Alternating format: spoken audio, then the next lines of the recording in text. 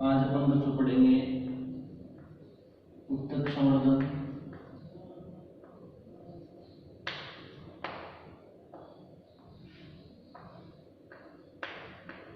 या tissue culture. इससे पहले अपन ने जो बातें पढ़ी थी वो पढ़ी थी ग्राफ्टिंग और लेयरिंग और क्लिकाइंग, बडिंग आफ्टर लेयरिंग कलम और उपरोक्त। या अपने कह सकते हैं सबसे पहले अपन ने पढ़ा था कलम तैयार करना, उसके बाद अपन ने पढ़ा था दाब कलम तैयार करना, उसके बाद अपन ने पढ़ा था उपरोपण विधि के बारे में, फिर लास्ट अपन ने पढ़ा था क्लिकाइन या बडिंग के बारे में। अब बच्चों उन चारों में से बोर्ड एग्जाम में एक क्वेश्चन निश्चित रूप से आता है।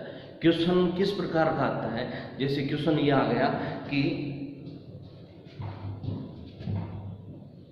भेंट कलम विधि को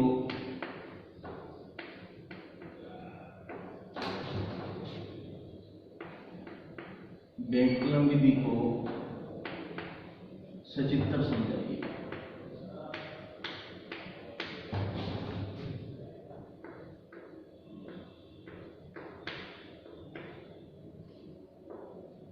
तीन नंबर का क्वेश्चन क्या दिया है? भेंट कलम विधि को सचित्र समझाइए। तो सबसे पहले तो बच्चों अपन को जैसे इसका आंसर लिखना है, आपको पता है आपने बोर्ड का एग्जाम दिया 10th क्लास में, बोर्ड की जो कॉपी आती है अपन को मान लीजिए ये क्वेश्चन नंबर 14 है, ठीक है, सॉरी क्वेश्चन नंबर 14 3 नंबर का नहीं होता, कभी 14 1 to 14 एक नंबर के क्वेश्चन होते हैं। मान लीजिए क्वेश्चन नंबर ये 21 है, ठीक है, और अपन को आंसर लिखना है। अब ध्यान रहे जब भी एग्रीकल्चर में या बायोलॉजी में जब भी डायग्राम वाले क्वेश्चन आए तो अपन को पेंसिल वगैरह के काम में लेनी है, फिर आप ब्लैक पेन लो। तो बच्चों अब भेंट कलम विधि के बारे में अपन क्या जानते हैं? सबसे पहले अपन इसके बारे में आंसर में यहाँ इसको परिभाषित करेंगे, परिभाषा लिखेंगे। और परिभाषा क्या लिखेंगे कि सांकुर शाखा को अपने पैतृक पौधे से, सांकुर शाखा को अपने पैतृक पौधे से अलग किए बिना मूल ग्रंथ के ऊपर चिपका करके एक नई वृद्धि प्रारंभ करना भेंट कलम या इनार्चिंग कहलाता है। क्योंकि जब आप इंग्लिश मीडियम के बच्चे को या हिंदी मीडियम के बच्चे को इनार्चिंग वैसे पेपर के अंदर भी लिखा हुआ मिलेगा, फिर भी आपको पता होना चाहिए कि भेंट कलम विधि को भी इनार्चिंग कहा जाता है। क्या लिखेंगे परिभाषा में कि सांकुर शाखा को पैतृक पौधे से अलग किए बिना मूल ग्रंथ के ऊपर चिपका करके एक नई वृद्धि करना या एक नया पौधा तैयार करना इनार्चिंग या भेंट कलम विधि कहलाता है। परिभाषा में अपन ने लिख दिया। फिर बच्चों अपन को इसका डायग्राम बनाना होगा, चित्र बनाना होगा, और नीचे अपन लिखेंगे ये विधि मुख्यतः ऐसे पौधों में अपनाई जा सकती है या इस विधि के लिए पौधों का गमलों में होना बहुत जरूरी है। पौधे यदि गमले के अंदर होंगे तो ज्यादा बेनिफिशियल होगा। तो जैसे मान लीजिए प्लांट्स पॉट के अंदर है,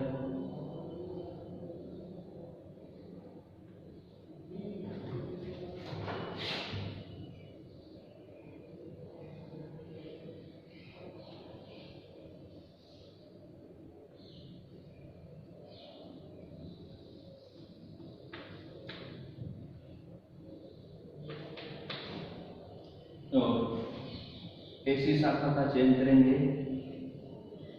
दोनों ही जो समान एक उम्र की एक साथ वृद्धि करने वाली शाखाएं हैं, समान मोटाई की, और अपन इस शाखा के ऊपर क्या करेंगे, इस प्रकार से कट लगा करके इसको अलग से प्रदर्शित करेंगे और इसकी यहाँ नाम लिखते हैं 2.5 से 4.0 सेंटीमीटर कट। ये नाम यहाँ पर लिख देंगे 2.5 से 4.0 सेंटीमीटर का कट। ठीक है। अब बच्चों इस कट को अपन अलग से प्रदर्शित करने के लिए भी इस प्रकार से प्रदर्शित कर सकते हैं। जैसे मान लीजिए ये मूल वृंत है या ये रूट स्ट्रोक और ये साइन है। ठीक है, तो रूट स्ट्रोक के ऊपर अपन कट अलग से प्रदर्शित इस प्रकार से कर सकते हैं।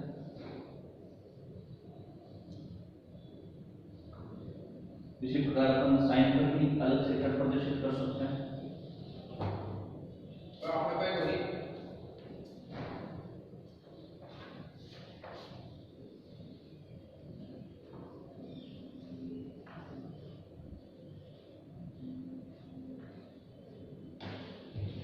और इन दोनों को अच्छी तरह चिपका कर भी प्रदर्शित करेंगे।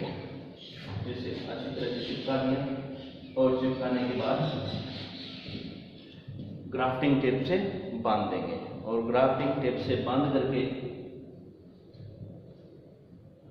दोनों प्लांट यहाँ आ जाएंगे और ग्राफ्टिंग टेप से बांधने के बाद में जिस प्लांट के अपन को फ्लूट लेने हैं उसको तो अपन काट देंगे नीचे से, यानी रूट उसके रूट स्टॉक से जो पेरेंट प्लांट है, और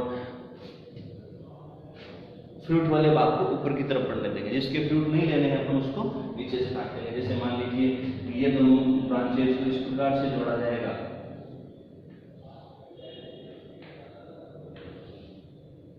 इस यहाँ से बांध दिया गया है। अब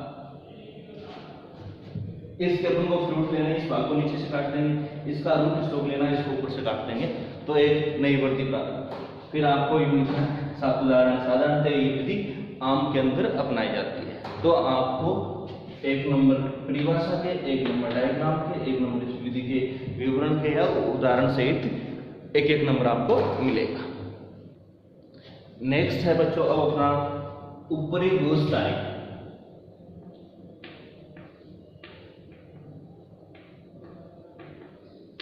ऊपरी भूस्थानी या रनर्स।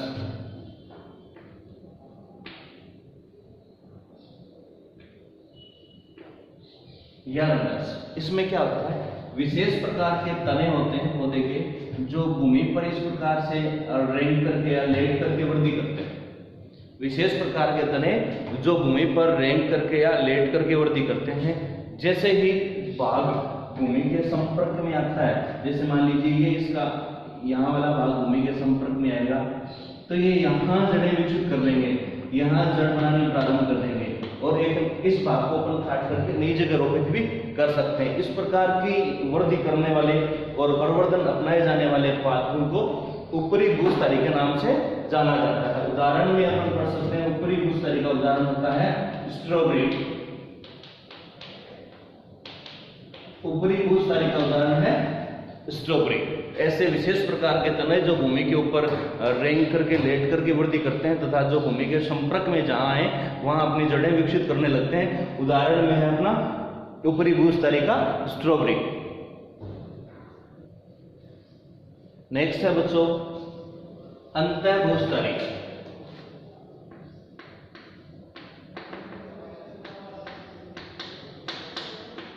अंतः भूस्थानी का मतलब है यहां पौधे का जो मुख्य तना है, पौधे के मुख्य तने से वह जड़ के पास से भूमि के अंदर से कलिकाएं निकलती हैं और इनके ऊपर अपस्थानिक कलिकाएं उपस्थित होती हैं।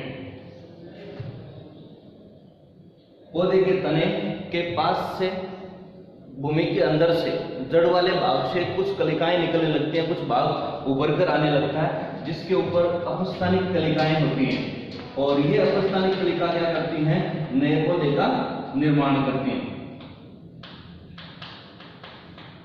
और इसी भाग को नई जगह रोपित करने पर या नई वातावरण में लगाने पर एक नया पौधा तैयार हो जाता है। यह विधि अपनाई जाती है बांस में,